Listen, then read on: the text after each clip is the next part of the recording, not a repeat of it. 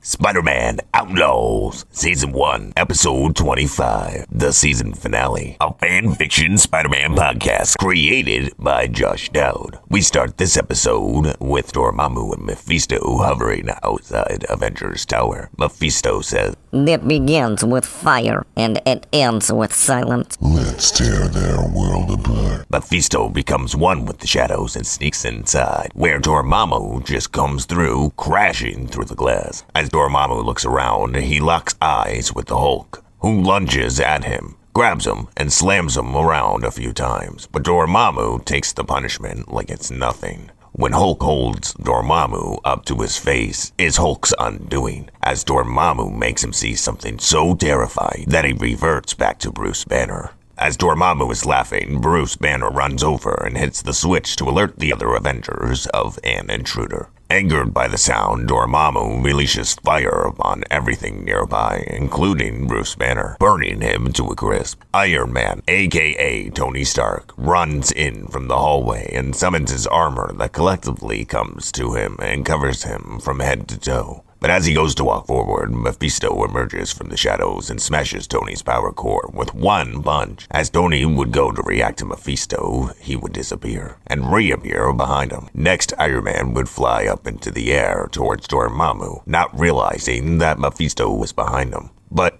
his iron foot would be grabbed and something would be holding him upside down and begin to punch his power core until his armor caved in. It would be Mephisto who would then discard a bloodied Tony off like a broken child does when its toy has become disassembled. Captain Marvel would be the next on the scene and go after Dormammu, and she would blast him with her cosmic power and start to pummel his face till she got tired. He would begin to laugh and heal himself as quickly as she would do any damage to him. He would say enchanted words to her. Dona tika minosa. He would cast a spell on Captain Marvel, destabilizing her molecular structure, and she would fall to the ground and die, just as the others. Dormammu would say, "This is kind of fun. I thought they were supposed to be strong." There should be others like a robot, a god, and A zap of electricity hits the floor, and out of nowhere, behind Mephisto and Dormammu, a blue-eyed, blonde-haired man emerges with lightning in his eyes. He says, "I saw what you did to the Doctor from Odenheim. If you wish to destroy Midgard, then you must go through me first." Mephisto and Dormammu locked eyes on each other and smiled. Thor flies at Mephisto swinging his hammer, but as he gets there, he disappears. Next he looks over to attack Dormammu, who tilts his head awkwardly to the side. As Thor runs at him and swings his hammer, Dormammu catches his arm and leans forward and whispers something into Thor's ear. In nanoseconds, he drops Mjolnir, aka Thor's hammer, and he's unable to pick it up. With the hammer no longer in his possession, he reverts back to his normal human state. As he is struggling trying to get his powers back and pick up the hammer, Mephisto sneaks up behind him and stabs him through the heart, and Thor falls forward. Next, Dormammu walks up and beheads him. Mephisto says, "Pitiful. I expect more of a fight from a god." yeah, me too. Is that all of them? No, we still got the widow, the captain, and the bird. The bird is dead. The widow and the captain got away. Mephisto wipes the blood from his claws from this battle, and Dormammu hovers above, incinerating all of Avengers Tower, all of its contents and people. He says, "No more gods. No more heroes." Not in our world. We travel back to a few weeks ago to see Mr. Sinister walking through a dimly lit genetic lab. A tank begins to drain, revealing a glowing young woman in her 20s. Her name is Hope. As she opens up her eyes, they're glowing red, and Mr. Sinister says, "Behold, Hope, my most perfect mutation creation." Alarms buzz in the background, and Sinister ignores them. This is when Mysterio invaded the prison and released all the prisoners. Mr. Sinister goes and takes the little girl and sneaks her out of Ravencroft prison. She's just young enough to be placed into foster care, and he explains that she's been through some traumatic things in life and has mainly been mute. And amongst other things, in the back of his mind, he's thinking that he really hasn't had much time to study her. But this is the right thing to do. After all the paperwork is filed, he goes to leave, but without knowing a thing, Hope runs over to him and gives him a hug before he leaves. He hugs her back and quickly walks out the door. He pauses for a moment, and we see him actually shed a tear. Not for sadness, but for his success. You will be safe here, Hope. I named you that because you will be this world's last hope. I have experimented on mutants, learning their powers, how they work. I've gotten a glimpse of the future. Good luck, sweetie. Make Daddy proud. Down on the east side of New York City was Silvermane's territory, which was currently up in flames. A gang of 8 men are seen fleeing as a man with white hair, a white suit, and black skin hovers in the air chasing after them, shooting electricity at them. The man in the white suit is Mr. Negative, aka Martin Lee. His powers include corrupting your mind and manipulation of light and dark matter. As the gang turns the corner, they are greeted by Mysterio, who throws one of his cosmic cubes down to confuse them. Don't you get it? The city belongs to the Shadows now. My illusions will keep them bound. Sir, we have captured another territory. What is our next move? He listened to the Bluetooth inside of his ear for moments before he said, Okay, Mysterio, that's enough for now. Big Man wants us to return to base. Who is this big man? I want to meet him. I have an idea for a device that should take the spider out of this equation, but I need capital. You will get your chance, I promise, but I'm going to need your help. To do what? To kill him. But why the hell would you want to do that? Because I am meant for bigger and better things, not just a dog that fetches for their master. With our powers, we should be the ones in charge. I'm more of a brains than a tech guy. I am an entrepreneur. Stick with me, be loyal, and I'll take you to the top with me. You will be able to build your device no problem once I'm in charge. All right, so what's your plan? I think what you did at the prison was great. If I were you, I'd find other like-minded individuals and invite them to join our chaos and cause. I like the way you think. I'll be in touch when I've assembled a team. Over across town, in an alleyway, the Scarlet Spider jolted awake in a cold, sterile lab. The sting of resurrection snapping through his veins. Metal glass hissed and his heart pounded. Something was wrong. He remembered dying, the battle against Null. But now, he felt different, stronger, unnatural. Red lights bathed in the lab before him, and a mirror revealed what he feared. He was no longer just Ben Reilly. His veins pulsed with something darker. More volatile. His memories were fractured, disordered by infernal whispers. But there was no time to dwell. The world outside was burning, Miles Warren says. Whoa, slow down, son. Where do you think you're going? The world's on fire. I need to do my part. But you need to rest, son. I feel fine. Now get your hand off me. Ben Reilly, aka Scarlet Spider, was recently brought back to life. Or was this a newly created clone? He wasn't sure, but there was one thing he was certain of. With great power comes great responsibility, and the city needed him. He grabbed his web shooters off a nearby table and webbed up to a window and out of it. A baby crying echoed throughout the hall, and Hammerhead emerges saying, Hey, Doc, I need you for a second. Silvermane was just born and you gotta cut the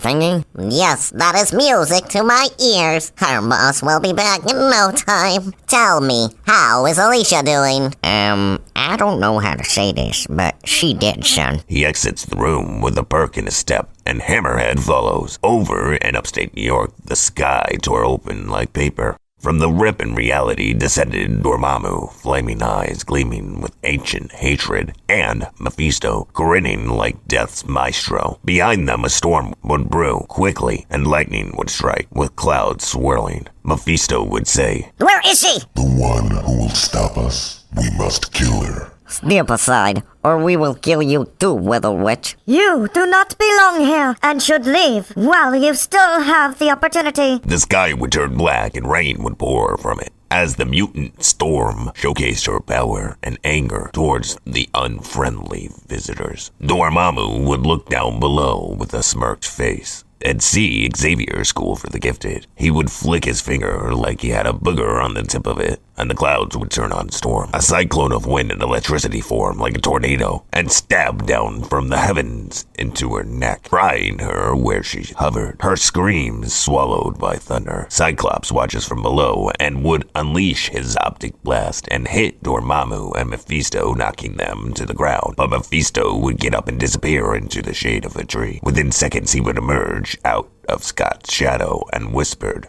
Jean betrayed you. The baby she will have is Logan's, not yours. The demon's voice curled into Scott's mind like poison. Enraged, confused, and brain-warped, Cyclops turned and snapped Jean Grey's neck. The realization would hit a second too late, and he would drop to his knees, and Mephisto would emerge behind him and rip out his heart, and then eat it. Seconds later, Wolverine would come running out of the mansion and leap in the air with fury, claws ready. But Dormammu would stop him midair. With a twist of his fiery fist, he would rip the adamantium skeleton from Logan's body, the bones clattering like steel rain as they fell to the ground. The children of the school, who were secretly watching, would now begin panicking and start to flee. Professor X would take charge and guide them to where they needed to go safely. But Beast would jump out a window at Mephisto and charge to him. But before he could make it to him, Dormammu would set him on fire. And in his panic of rolling around, stop, dropping, and rolling, he would be crushed into a grotesque ball with a single gravity pulse from Mephisto's fist. As this was going on, Jubilee ignited, her power flaring uncontrollably.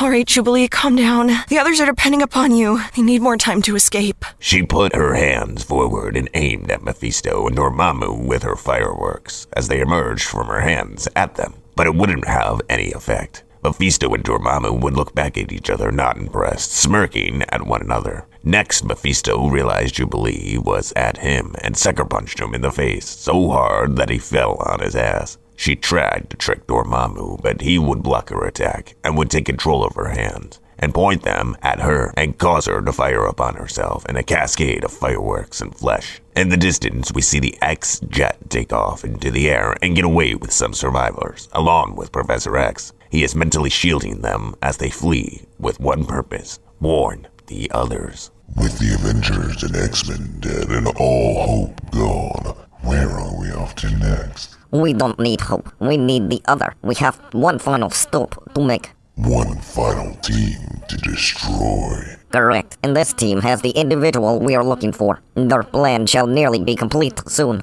And we shall shape reality to our liking, and no one will be left alive to stop us. Mephisto opens up a dimensional tear, and him and Dormammu walk through it. Meanwhile, back in New York City, the superior Spider-Man, Otto Octavius, who was in Peter's body, landed on the roof. We see a suit discharged from the previous battle. Superior Spider-Man, who's exploring a hidden lab, and his hands tremble. Flashes of Otto's memory, the mind swap, the experiment. A nearby TV cackles, and news footage of Superior Spider-Man battling another Spider-Man in Null plays on the TV screen. Superior Spider-Man says, Okay, let's see, and boom, there we go. I have almost accounted for all of the things that have come through the black holes, but there are just two that I can't identify. He wasn't alone. Ultimate Spider-Man Miles Morales and Spider-Man 2099, Miguel O'Hara, joined him. Ultimate Spider-Man says, I can't believe we're all that's left. Let's make it count. But how? Why are you guys here? We figured out that those monsters were taking out the important heroes. The Avengers and the X-Men have all been compromised. We were just about to make our move inside when you showed up. How do you know this? Because that's what they did on my world before they destroyed it. Then I'm 99% positive it's what they did to my world to destroy it. They took out all the heroes first and then warped reality to how they wanted it to be. But if they've already conquered your realities, why go on to others? It has something to do with the web of life. The only way to get rid of a Spider-Man or woman is to do it a certain way. Then we must stop them together. As the three of them web off, it wouldn't take them long before they get to where they needed to be. As they dropped down into the Baxter building, the devastation was already underway. The Fantastic Four's robot, Herbie, laid in shattered pieces, sparks twitching.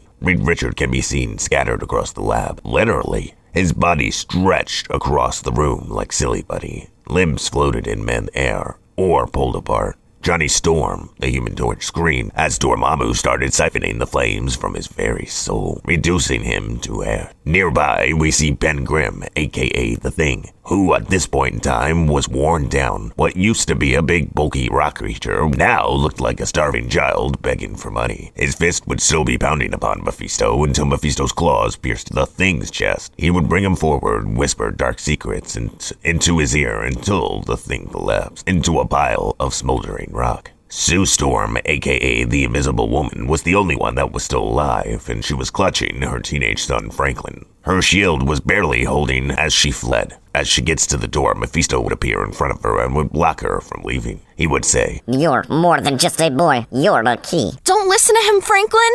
Ha! But I tell the truth for once. You are the key to shaping this dimension to how I want it to be. Sue Reeves, aka the Invisible Woman, screamed. Don't do anything he tells you to do! Shut up, woman. He won't have a choice. Over my dead body! Poor choice of words. Look around. The Invisible Woman hugs her son Franklin and goes invisible, but Mephisto also retreats into the shadows. Her and Franklin are fleeing away when Dormammu sees them and starts to chase after them. They enter the dark elevator and close the door, and as it begins to descend, Franklin says, Mom, what's going on? Franklin? I don't know. I think those bad guys are here for you. Mephisto would emerge in the darkness of the elevator behind Franklin and the Invisible Woman as it made its way to the floor. We see him in the shadows of the elevator, and he whispers something into Franklin's ear, and Franklin's eyes glowed pure white. He says, Mom is Dad?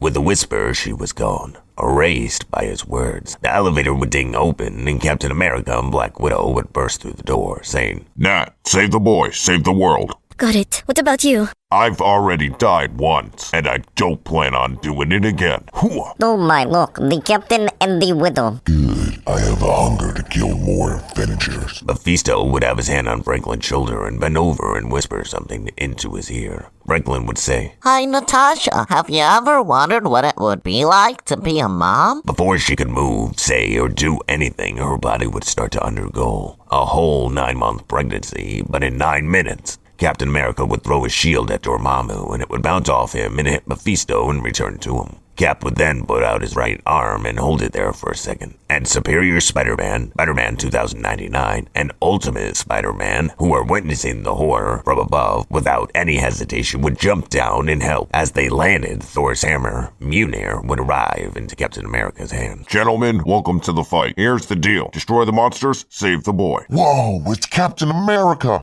I've seen better. Captain America starts off by running at Mephisto. He throws his shield, and then the hammer. The hammer bounces off the shield with such force that it impales Mephisto's arm as Cap calls it back to him, and the shield finds its way back to him as well. Next, he would hold the hammer up into the air and summon lightning and send it towards Mephisto, who is shocked and sent backwards. Black Widow slowly makes her way to the boy and starts to bring him towards the exit, but she is getting too big too fast. As the 9 minutes would be up, instead of giving birth, her body would spontaneously combust. Not being able to handle such a thing, we see Superior Spider-Man break off from the fight and flee away. The other two Spider-Man, Ultimate Spider-Man Miles Morales, and Spider-Man 2099, would watch in horror and think Franklin did this to her and begin to attack him. But Franklin shifted their attacks towards one another, or back at themselves, laughing at them as they looked like douches. Spider-Man 2099 would pull out a gun and shoot Franklin, but the bullets would be turned into birds. Franklin's laughter would stop and turn into anger,